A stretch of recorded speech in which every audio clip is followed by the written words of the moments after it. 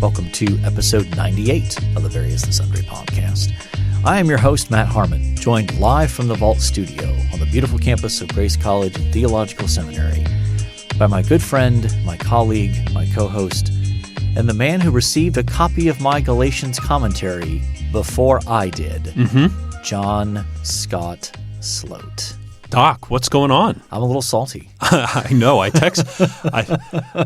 got your Galatians commentary in the mail yesterday. First one I've ever purchased. Clearly Amazon knew that. Yeah. I got it, pulled it out, took a picture of it, sent it to you, thought it'd be fun, and then I got a not bitter, but upset text in return. Yeah. I don't enjoy the fact that I have not yet received my author's copies. So how many copies do you normally get as an author? It really varies by contract. I think this one, my guess is it's 10. Okay. 10 to 15. It really varies by publisher and by contract and that sort of thing. So, but yeah, a little salty about that. Yeah. I still have not yet seen it in person. I'm headed to ETS this week. I offered to bring it for you to and to allow you to thumb through my copy. Yeah. How generous of you. Yes. So this week at ETS in the book area will be the first time that I actually get to see it out in the wild. Okay. So where is ETS at this year? It is in Dallas, Fort Worth. Okay. Have you been to Dallas-Fort Worth for ETS before? No. I'm trying to think. I've flown through the Dallas airport, but I've never been in Dallas. Okay. You going to go to Jerry World? I probably won't get a chance. Okay. And then SBL, which I'm also going to, is in San Antonio, which I have been to San Antonio. And ETS has been in San Antonio a couple times before. I hear San Antonio is lovely. They have a great Riverwalk area, which is really nice. If you like Tex-Mex, that's the place to be. So. Obviously. And how are the book sales at ETS? What's the situation there? It varies by publisher. Many of them are either 40 or 50% off of retail. So lovely. Yeah. It's a chance to add to the library, to be sure. So do you take a checked bag with you so you can load it up with books, or do you ship them home? How does that work? I used to, but now most publishers offer free shipping after the conference. Oh, that's great. As long as you buy a certain amount.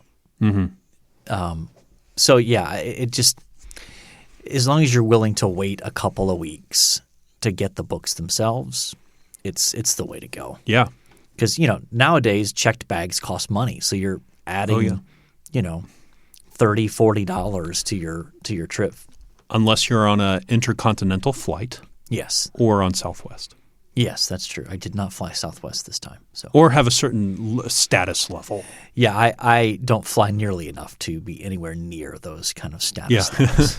So, well, if you'd like to get in touch with the podcast, you can find us on Twitter at VNSPod. Email the show, variousandsundrypodcast@gmail.com. Facebook and YouTube, you can find us as Various and Sundry Podcast as well.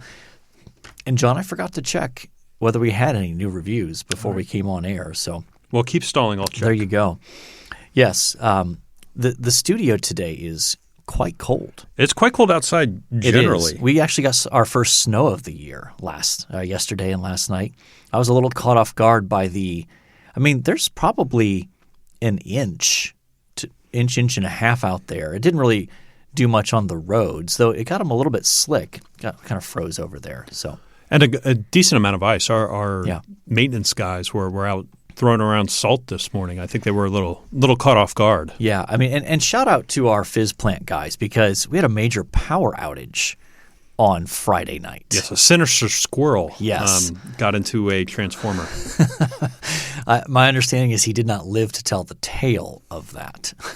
Well, that's happened before too. Yeah. What was it, 4 or 5 years ago? Same thing happened. Squirrel got into a transformer, fried himself, and fried the campus. Yes. So that knocked out power on parts of campus Friday night, including the internet, from what I understand, from 7 in the evening till 2:30 in the morning. It apparently took some printers on campus offline, because I had students show up to class this morning saying, couldn't print out my homework. printers were out.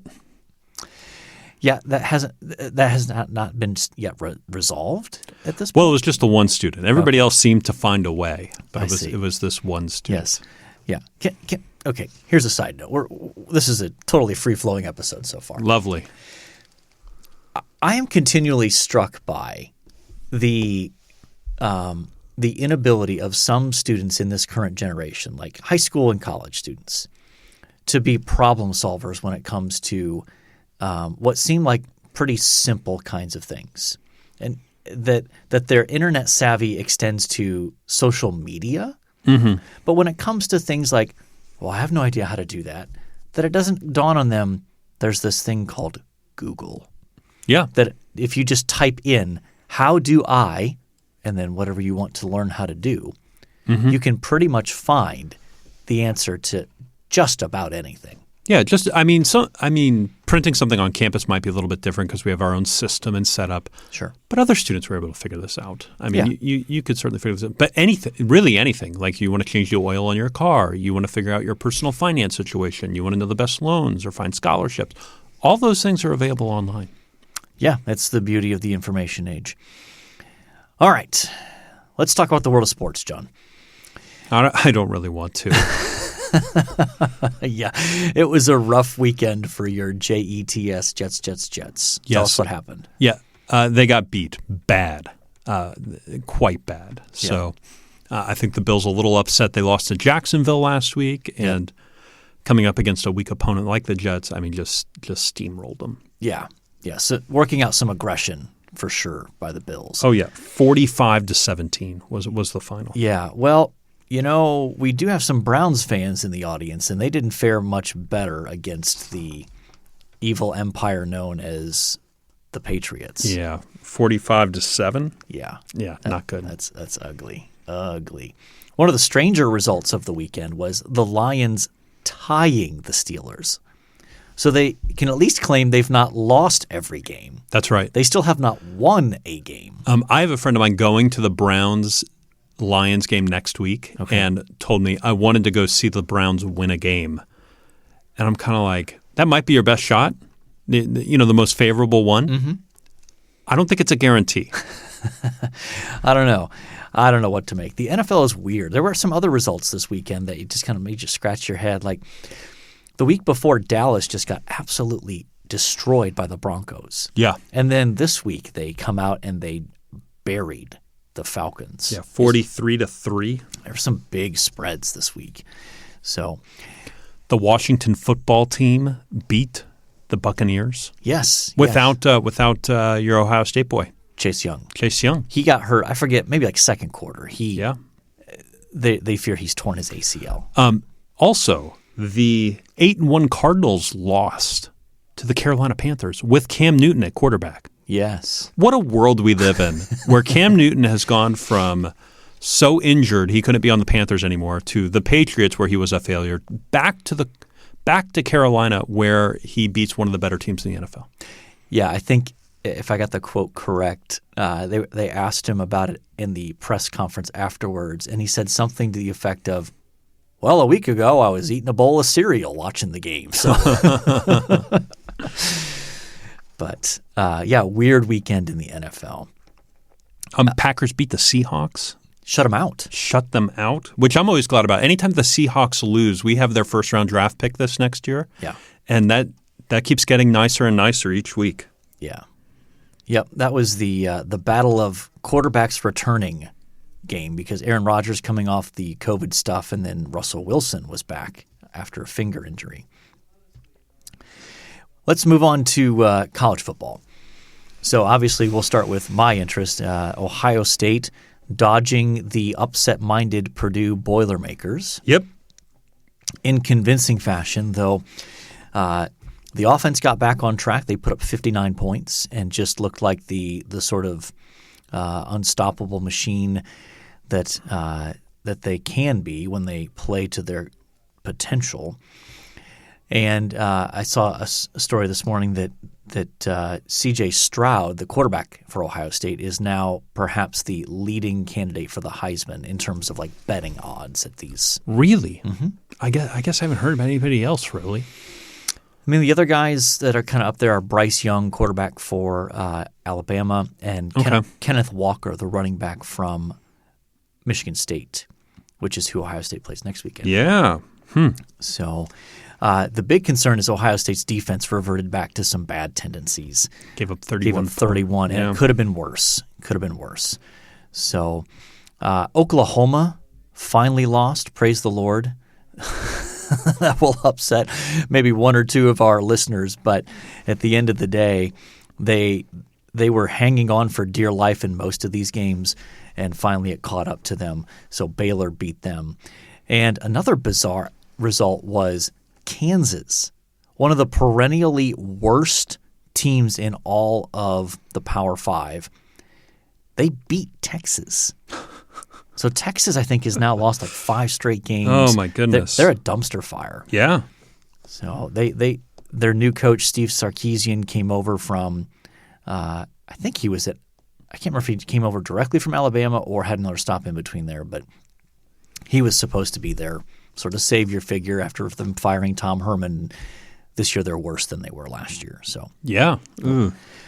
Interesting. I mean, that's a classic football power that has just fallen off the radar. Well, have they been super good since Vince Young, really? I guess they had Colt McCoy for a while. He was Colt McCoy. They got good. to the national title game, I think. Was that 2011? So about 10 years ago. It's been 10 years. Since they were a team that was actually that mattered on the national scene. Yeah. So a lot of rebuilding to go through there. But college basketball season's underway. I've caught a little bit of that. Caught a couple of Ohio State games. They're off to a slow start. They've won, but they don't look very impressive so far. Okay. Not much. Early you don't get a ton of marquee matchups. They always have this little classic where, who was it? It was Kentucky and Duke, and then Kansas and Michigan State. So those are like marquee matchups. Oh, sure. Here. But I don't tend to pay much attention to college basketball until after college football is over. Sure.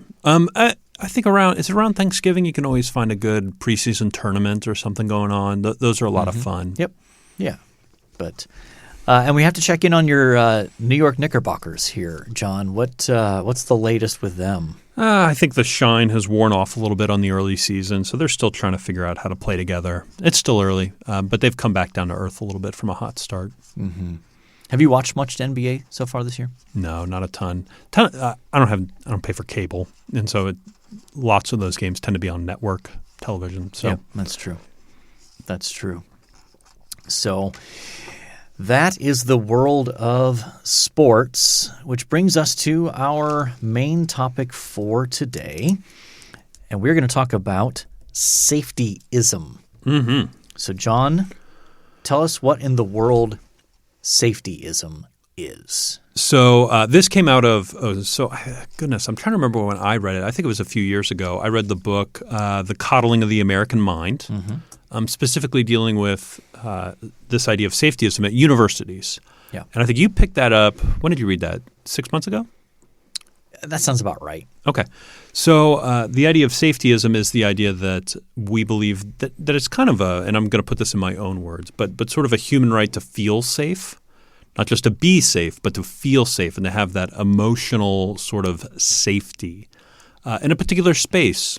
And I think the argument that Jonathan Haidt, the author, makes, and I'm trying to remember who his co-author was, but Jonathan Haidt's the big name. Mm-hmm.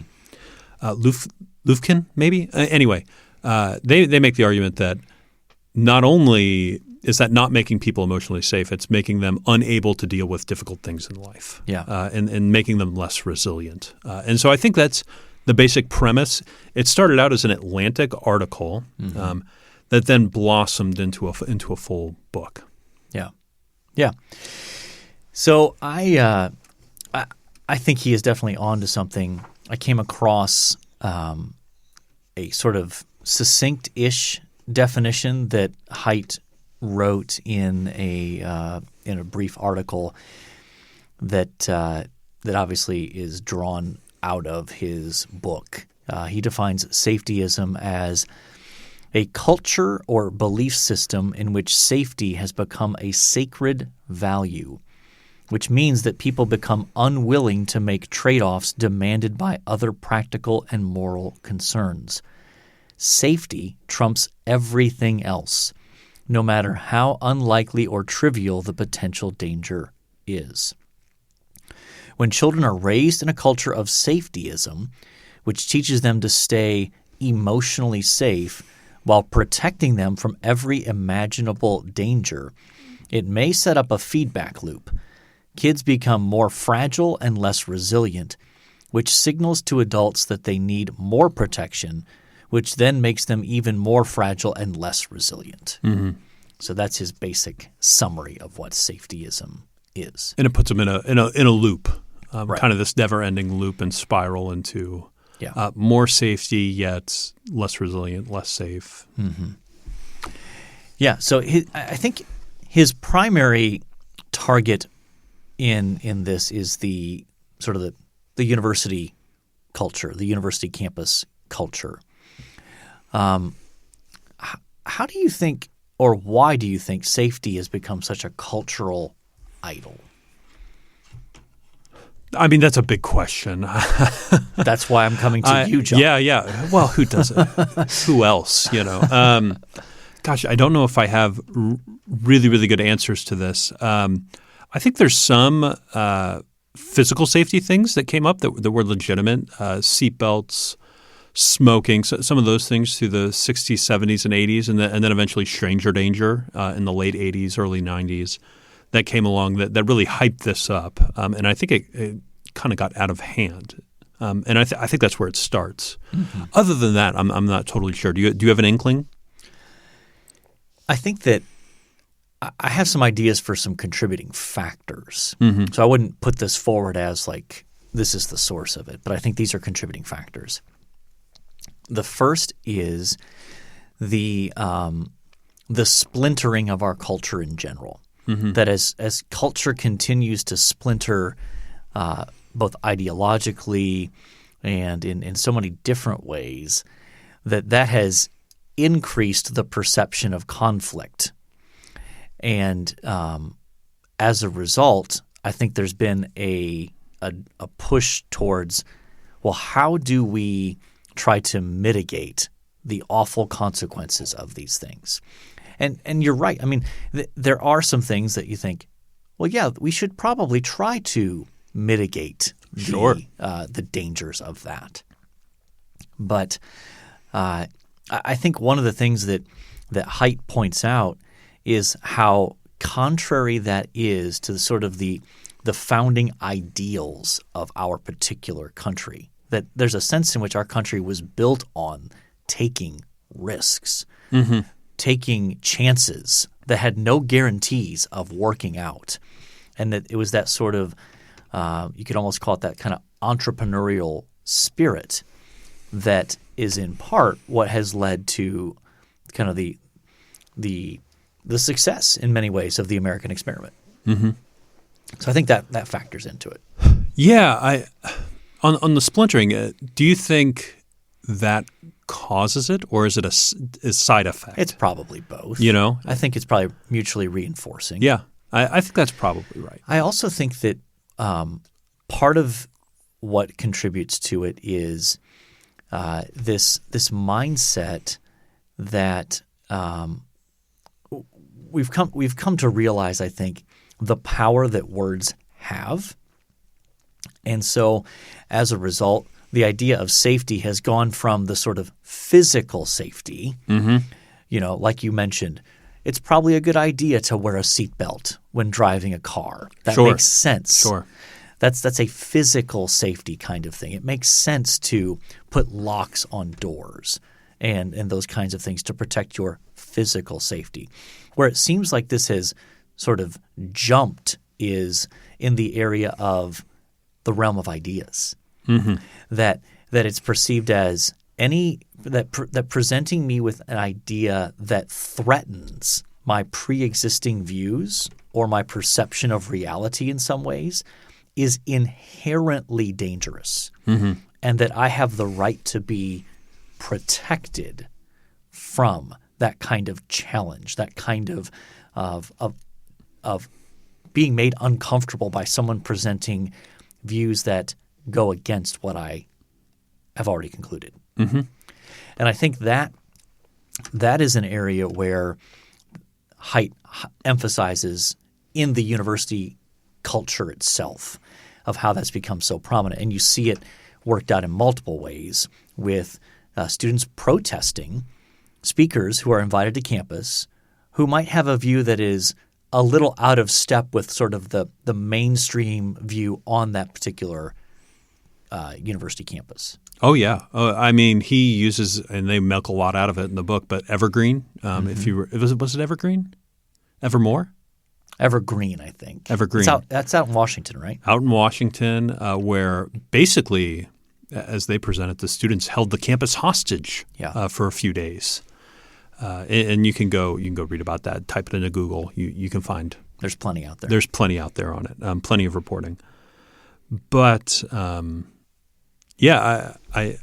do think that is a problem when we begin to shout down speakers and begin to when we begin to silence voices that we disagree with. Because I think the natural question to that is like, who makes the decision over and what is the standard by which we decide what gets shut down and what stays open? And to me, what it reveals is a fundamental shift from an interest in truth to a focus on power. Meaning that there's no longer, in some of these contexts at least, the idea of, well, sure, we should have a free exchange of ideas here. And we are convinced that our view is correct and it can withstand a contrary view, that it can withstand someone arguing against it. And that sort of to use a term that I probably need to explain more carefully, but that sort of classical liberalism, not the sort of liberalism we're talking about politically, but the idea of in a free society, the exchange of ideas is essential to a free people. And produces better ideas. Yes. When ideas come together and collide and, I've heard it put ideas make war, or ideas collide and merge. We actually get better ideas. Yeah. So I think that has created a context where when you abandon truth and the idea of truth, what is generally left behind is just assertions of power. People maneuvering to exercise power so that their viewpoints are the dominant ones.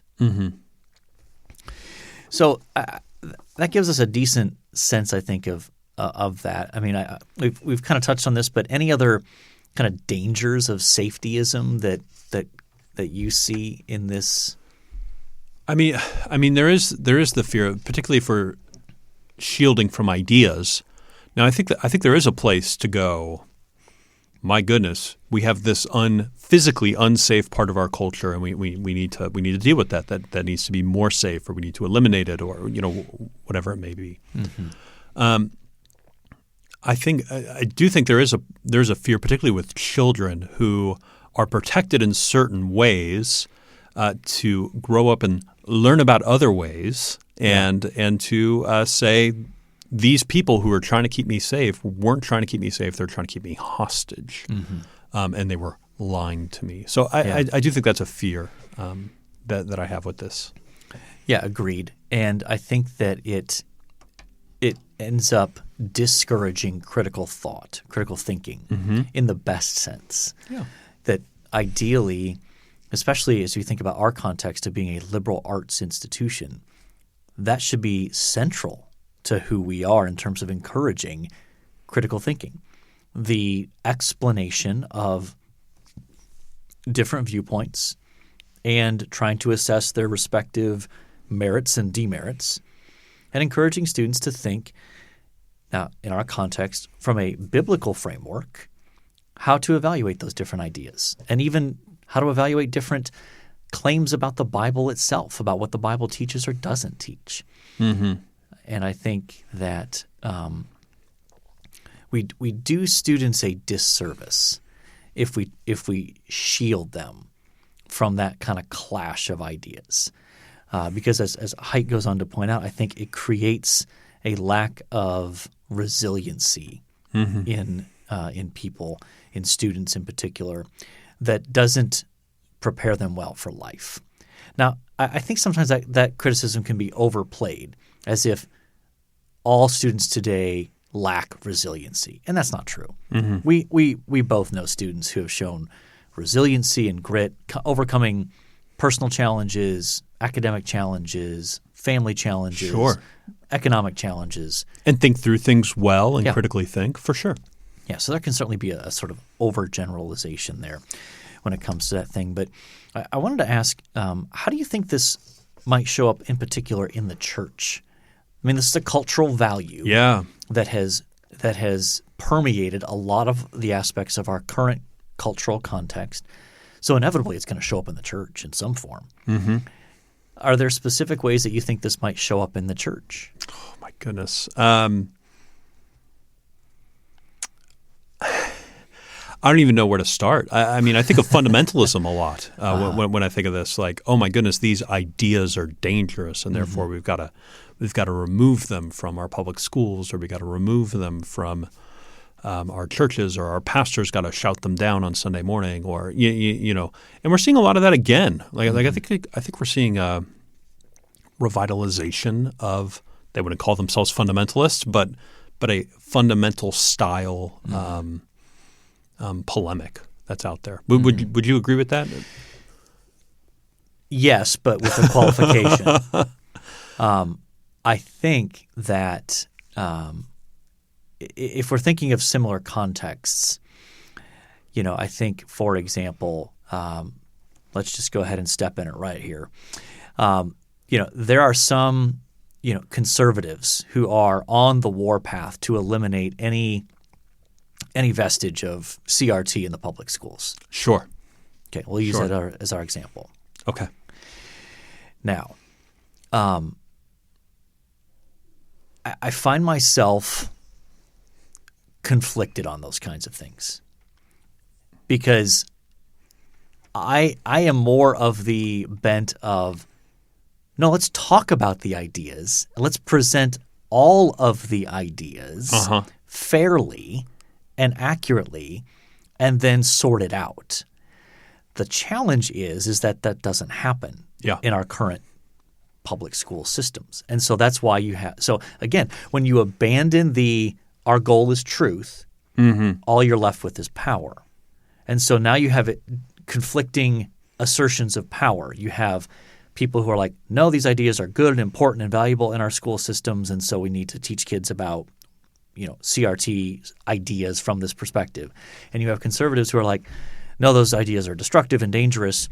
And there's no like, well, let's just have an open discussion about them and discuss their respective merits and demerits and go from there. Because we can't have those conversations anymore. Because our culture doesn't value that. And so then all you're left with is assertions of truth, of power, not searching for truth. Yeah. No, I totally agree. I was not thinking CRT for the church necessarily, although that is a hot button. I think of more of evolution.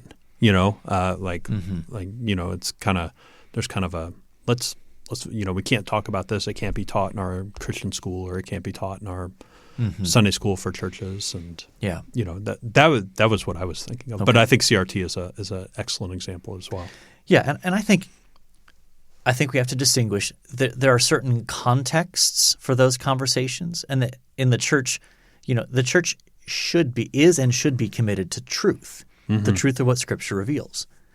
And so I'm not saying that, well, yeah, we should just, you know, sort of give equal time in the pulpit for someone to come in and say, actually, let me share about Islam in here. I'm not saying that. Yeah. But I do think that a church can create an environment where certain issues are just off limits to talk about. Even from a like, let's engage the ideas, it just becomes, that's bad, we don't talk about that. Yeah.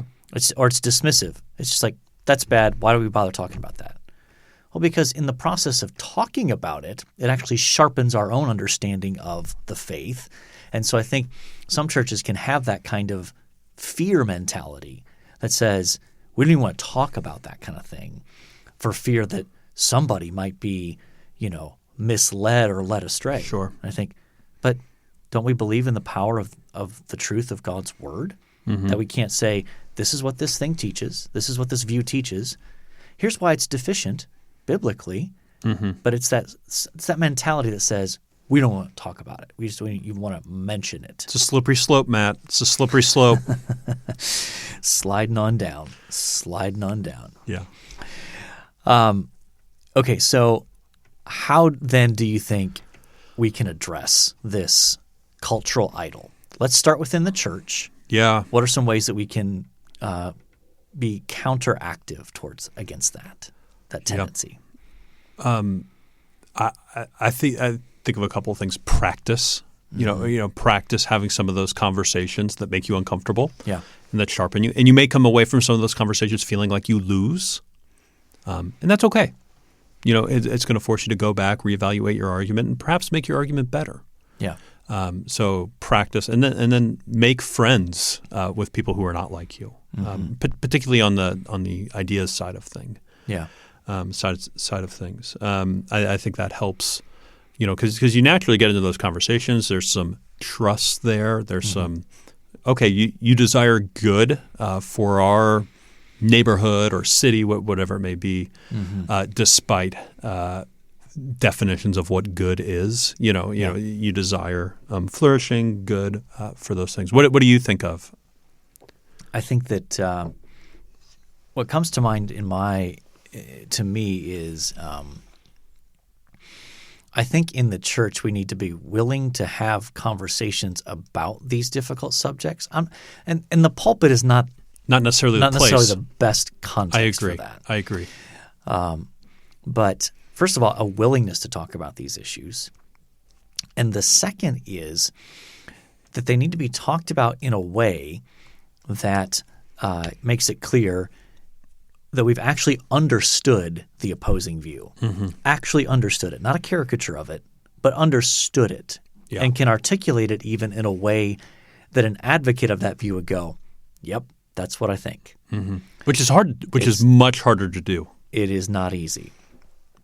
But then, I think a second part of that is to be able to evaluate those competing views, those alternative stories and narratives that are out there, and to be able to say, here's what it gets right or partially right, or here's the good instinct that seems to be embedded in this.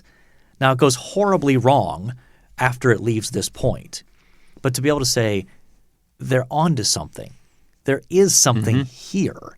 They just get the way to address it or even describing the problem horribly wrong or dangerously wrong. But to be able to affirm, say, there are some things we can acknowledge and say, I think they're onto something there. And then to come at it with a posture of humility, of that sort of humble boldness that says, we're committed to what God's word says here, but we don't need to be arrogant jerks about it. And I think that can be some ways to address that within the context of the church and even within the context of our situation here at a Christian liberal arts institution where we need to be able to demonstrate that. I think that for too many difficult issues, we just can't have those kind of fair-minded, generous conversations because they too quickly devolve into arguments, sharp, pointed arguments that don't advance understanding and truth. So I think that those are some ways that we can perhaps address that. We'll have a couple links here in terms of resources. I have a link to that very brief introduction to Safetyism that I quoted from, and then the book itself, Jonathan Haidt, and I feel bad I've forgotten his co-author's I think it's name. Lufkin, Greg Something like Lufkin, if I remember the name. You can find that. We'll have a link to that book that kind of gets into that. And we'll do the Atlantic article as well, something great. That's a little bit more digestible. I'll also throw in there a link to Jonathan Haidt's website, Heterodox Academy, for people of differing ideas to come together, have conversations. They have some wonderful resources like the John Stuart Mill second chapter on liberty and free speech that's illustrated on his website, as well as they have a regular podcast, and they're doing some pretty cool stuff. Yeah. I do want to add, before we move on, I do think a commitment to safetyism can be a significant threat to the global mission of the church. Because if you've got people who are just deeply committed to, I should never be forced to be made uncomfortable or take any risks, well, inherent to the spread of the gospel in large parts of this world is taking risks of stepping outside of your comfort zone and even potentially taking physical risks to your safety in order to get the gospel into difficult places. Well, in even for sharing the gospel at home, this would be a helpful Christian value to have, right? Because if I go, Matt, you're a sinner, you've rebelled against God, and you're gonna suffer eternal punishment for that. That's a pretty offensive statement. Yeah, and so allowing people to be able to feel that, I think, is a good thing and something we should advocate for on a widely cultural basis. Yeah, I agree. I think helping people to get familiar with and okay with being made uncomfortable is actually a good thing, and that if we if our culture continues down this path of elevating safety above everything, it's not sustainable. I mean, things are going to become unsafe real quick. Yeah. Ironically speaking, yes. Yes, of course. Okay, so we are at episode 98. John, we need an athlete. Okay, let's run through them. Tony Siragusa. Do you remember him? Goose. Yes, you do then. Okay. More as a sideline reporter Yeah. than a on-field talent, but I believe he was with the Ravens. Is that right? He was. Colts and Ravens. But I think he did get even more widely popular because he was a sort of off-the-wall. He's got a wild personality. Yeah, absolutely. Julian Peterson? Yep, linebacker for the 49ers, Seahawks, and Lions. I really don't remember him that much. Robert Mathis? Yes, a linebacker for the Colts from 2003 to 2016, a Pro Bowler, 8-time Pro Bowler. So that'll play well to our primary listening area of the state of Indiana. Yep.